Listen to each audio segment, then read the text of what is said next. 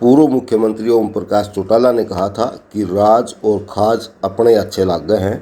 पिछले दिनों चंडीगढ़ में हुई एक डिनर पार्टी ने ओम प्रकाश चौटाला की बातों को न केवल फिर से ताज़ा कर दिया है, बल्कि प्रदेश की सियासत में हलचल भी पैदा कर दी है, जिसकी गूंज पिछले कई दिनों से प्रदेश की सियासत में गूंज रही है। जोड़ तोड़ की राजनीति के लिए बदनाम हरियाणा में आज भी दो नेता दशकों से मुख्यमंत्री बनने का सपना देख रहे हैं और समय समय पर इसके लिए जोड़ तोड़ करने का भी प्रयास करते रहे हैं। पिछले दिनों चंडीगढ़ में एक मंत्री के आवास पर हुई डिनर डिप्लोमेसी इन दिनों इसी बात को लेकर चर्चा में बनी हुई है।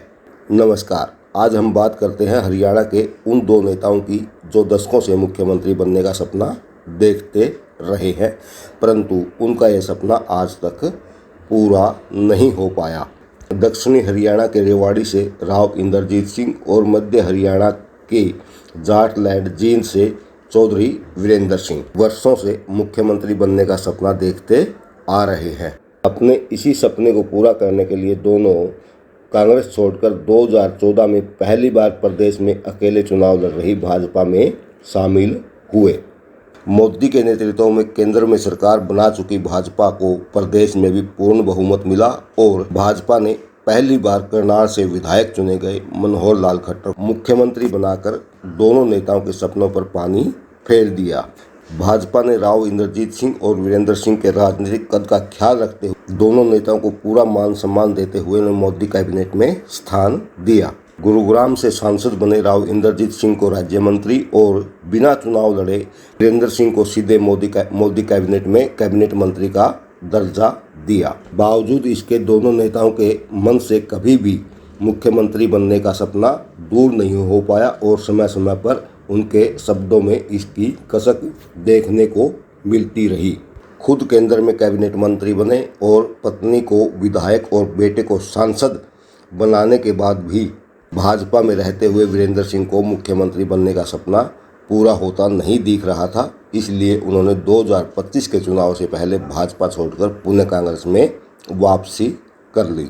भाजपा ने 2025 के लोकसभा चुनाव में राव इंद्रजीत को फिर से गुड़गांव से अपना उम्मीदवार बनाया और चुनाव जीतने के बाद उन्हें राज्य मंत्री का दर्जा मिला। विधानसभा चुनाव में भाजपा ने राव इंद्रजीत सिंह की बेटी आरती राव को विधानसभा का टिकट दिया और चुनाव जीतने के बाद उन्हें नायब सिंह सैनी सरकार में कैबिनेट मंत्री का दर्जा दिया। इतना सब होने के बाद भी राव इंद्रजीत सिंह के मन में आज भी मुख्यमंत्री बनने के सपने हिलोरे खा रहे हैं।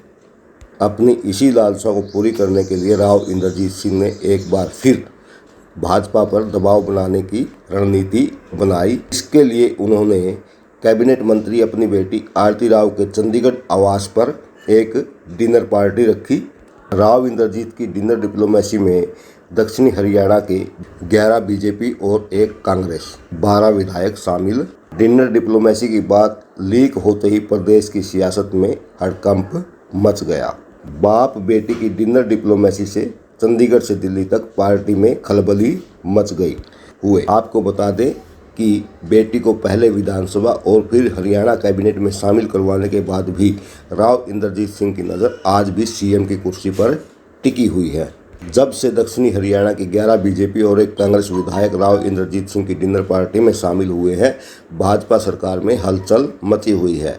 पंचायत एवं विकास मंत्री कृष्णलाल पंवार का कहना पड़ा कि केंद्रीय नेतृत्व के आशीर्वाद से नायब सैनी सरकार चला रहे हैं और पूरे 5 साल तक चलेगी। उन्होंने कहा कि राव इंद्रजीत सिंह पार्टी के सीनियर नेता है और यदि उन्होंने अपने क्षेत्र के विधायकों को डिनर पर बुलाया है तो इसमें सरकार को किसी प्रकार का कोई खतरा नहीं है और यह एक आम बात है। राव इंद्रजीत सिंह के कट्टर विरोधी माने जाने वाले राव नरबीर सिंह का भी डिनर डिप्लोमेसी पर बयान आया है। राव नरबीर सिंह ने कहा है कि फिलहाल उन्हें डिनर पार्टी की कोई जानकारी नहीं है। यदि डिनर दिया गया है तो ये एक आम बात है, क्योंकि राव इंद्रजीत सिंह केंद्रीय मंत्री हैं और उनकी बेटी कैबिनेट मंत्री है। चंडीगढ़ में हम भी लंच डिनर रखते हैं और उसमें पक्ष विपक्ष के सभी विधायक शामिल होते हैं।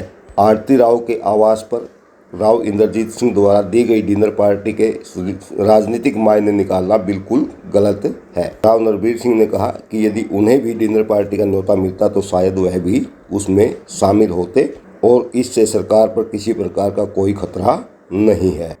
पार्टी को लेकर प्रदेश के नेता चाहे जो भी कहें, पर डिनर डिप्लोमेसी ने हरियाणा में सियासत के पारे को एकदम से चढ़ा दिया है। मुख्यमंत्री पद पाने के लिए राव इंद्रजीत सिंह शुरू से ही पार्टी नेतृत्व के खिलाफ बगावत करते रहे हैं। कांग्रेस में रहते हुए राव इंद्रजीत सिंह का 10 साल तक तत्कालीन मुख्यमंत्री भूपेंद्र सिंह हुड्डा और भाजपा में आने के बाद तत्कालीन मुख्यमंत्री मनोहर लाल खट्टर के साथ 2 टर्म तक 36 का आंकड़ा रहा था।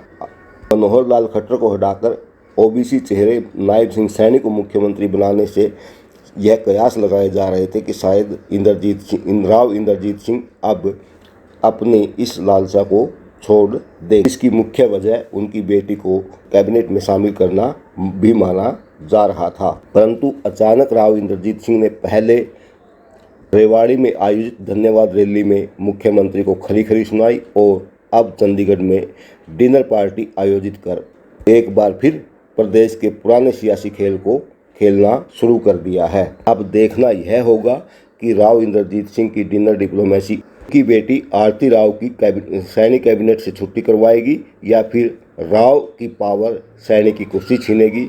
यह बात तो आने वाला वक्त ही बताएगा, परंतु राव के इस कदम से गर्मी के मौसम में प्रदेश की सियासत का पारा फिर से 7वें आसमान पर पहुंच गया है। आप इस बारे में अपनी राय हमें कमेंट्स बॉक्स में अवश्य दें।